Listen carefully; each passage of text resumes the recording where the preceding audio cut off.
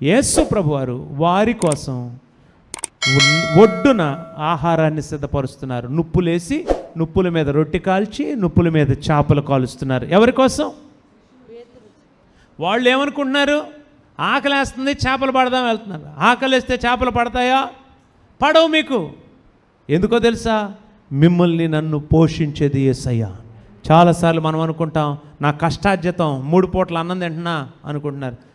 తినగలమా మనం?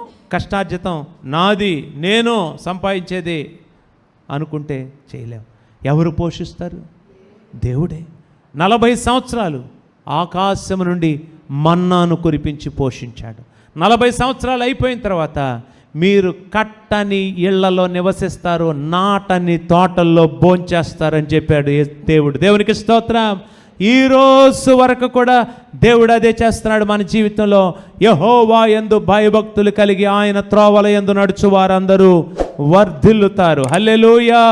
అందరూ పెందల కడనే లేచి రాత్రి అయిన తర్వాత పండుకొనొచ్చు తమ కష్టార్జితం తినాలనుకుంటారు, కానీ తన ప్రియులు నిద్రించుచుండగా ఆయన వారికి ఇచ్చుచున్నాడు. దేవునికి మహిమ కలుగునుగాక.